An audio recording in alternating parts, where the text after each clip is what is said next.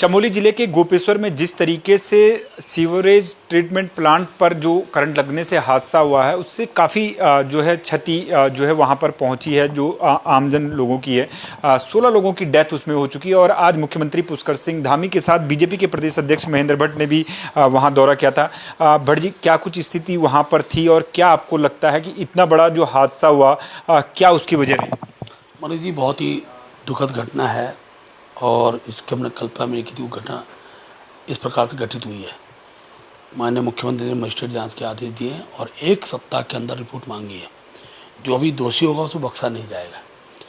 जहाँ तक सहायता का पक्ष है, तो प्रारंभिक सहायता जान माल की रक्षा करने का था। कल ही हमारे प्रभारी मंत्री धन सिंह रावत जी को हमने वहाँ भेजा और 6 जो गंभीर रूप से घायल थे, तत्काल चिकित्सा की आवश्यकता थी, उनको एम्स ऋषिकेश में भर्ती किया गया।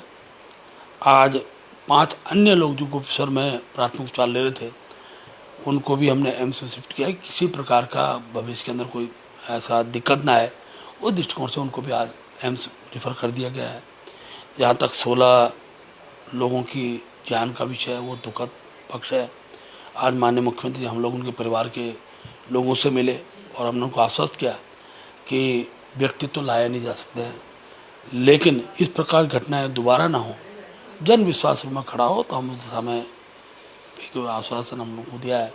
मुझे दुख है कि मेरे पार्टी के भी 2 कार्यकर्ता, एक हमारे किसान मोर्चे के जिला महामंत्री सुरेंद्र जी और अनुसूचित मोर्चे के सुखदेव, ये दोनों भी उस हादसे के शिकार हुए हैं। हमारे पवन राठौर बहुत अच्छे हमारे कार्यकर्ता हैं, वो इसमें घायल हुए हैं और उन परिवारों के बीच में मारा जाना, उनसे मिलना होगा। तो मैं कह सकता हूँ कि भविष्य में इस प्रकार की घटनाएं ना हो, ये सरकार का संज्ञान में, क्योंकि देवभूमि में अभी यात्रा काल भी यहाँ चल रहा है और वर्षा काल भी है। वर्षा काल में बिजली के करंट के अनेकों घटनाओं की संभावना रहती है, लेकिन माननीय मुख्यमंत्री का कड़े निर्देश इस रूप में दिए कि इस प्रकार घटनाएं दोबारा कम से कम उत्तराखंड में अंदर ना हो। क्या आपको लगता है, क्योंकि आप प्रत्यक्षदर्शियों से भी वहां पर मिले होंगे और जो लोग घायल थे उनसे भी आपने मुलाकात की, क्या वजह बताई जा रही है कि जो ये करंट लीकेज हुआ है, क्या इसकी प्रारंभिक वजह बताई जा रही है? हालांकि इसको लेकर मजिस्ट्रेट जांच तो चल रही है, लेकिन जो प्रत्यक्षदर्शी थे उनका क्या कुछ कहना? देखो, अनेक प्रकार की बातें आती, जब तक जाँच नहीं होती है तो प्रत्यक्ष कुछ भी इस विषय में कहना उचित नहीं होगा।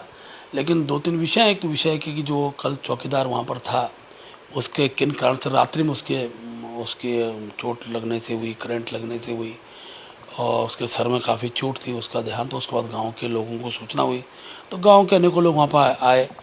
थोड़ा प्रारंभिक समय में ही अगर बॉडी को तत्काल वहाँ से और पोस्टमार्टम केंद्र तक पहुँचा दी जाती है, तो वहाँ पर विषय आता, तो शायद वो पंचनामा बाकी सब चीज़ वहाँ भीड़ नहीं होती, तो उसकी भी जाँच हो गई। आखिरकार 70-80 लोग वहाँ एकदम इकट्ठे हो गए, अचानक बिजली आती है, अचानक सबको करंट होता है, तो कई पक्षों सारे विषयों पर मजिस्ट्रेट जांच के बाद ही क्लियर हो पाएगा।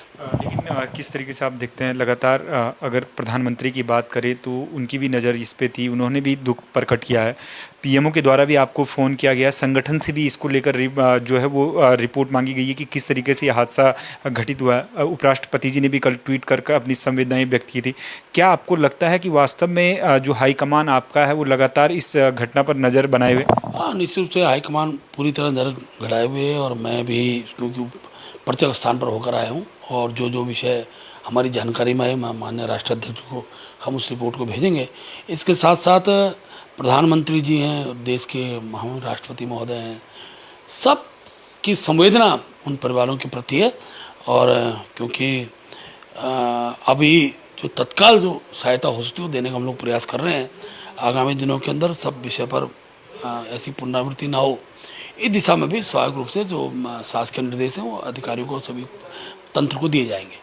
पूर्व विधायक भी आप इस क्षेत्र के रहे हैं और इसके नाते क्या कुछ आपको लगता है कि वास्तव में जो लोग इनकी डेथ हुई है या उनके घर में कमाने की बात आप कर रहे हैं, उनके सामने वास्तव में आर्थिक संकट तो है, लेकिन इस दुख की घड़ी में संवेदनाएं भी उनके लिए हैं और ढांढस उनके लिए बांधे, कोई मनोबल बढ़े, ये भी एक बड़ी जो इस समय है उनको संवेदनाओं की ज़रूरत है। लेकिन क्या आपको लगता है कि वास्तव में हर परिवार को नौकरी मिल सके ताकि उनके सामने आगे आर्थिक संकट न हो? आपकी व्यक्तिगत इसको लेकर क्या कुछ आगे जो है वो मुहिम रही? देखिए, मेरे क्षेत्र का भूभाग रहा है और मैं सबसे व्यक्तिगत रूप से जानता भी हूँ, वहाँ के प्रधानगणों से मेरी वार्ता भी हुई है। क्योंकि जो घटना घटित हो गई है ये नहीं होनी चाहिए थी। उनको सबको लगता है कि अब इसमें रास्ते निकालने पड़ेंगे। ये सच है कि अनेकों परिवार ऐसे हैं जिनमें कमाऊ व्यक्ति चला गया, और जो देखने मिलने भी गए, जो घटनाक्रम के बाद में जिनकी डेथ हुई है, बहुत लगभग 16 लोगों की, उनमें भी अनेकों परिवार है जहाँ कमाऊ व्यक्ति वही था जो अब दुनिया में नहीं रहा है। तो मैंने जैसे कहा, माननीय मुख्यमंत्री जी के संज्ञान में सारा विषय है। मुख्यमंत्री जी ने नमामि गंगे प्रोजेक्ट से सभी संबंधित जो मंत्रालयों से बातचीत करने के बाद, और मुझे पूरा विश्वास है कि ऐसे परिवारों को भी चयन करते हुए उनको कोई सरकारी सेवा इस रूप में मिल जाए, इसके लिए मैं भी प्रयासरत रहूँगा। और माननीय मुख्यमंत्री जी ने हमको आश्वस्त किया है।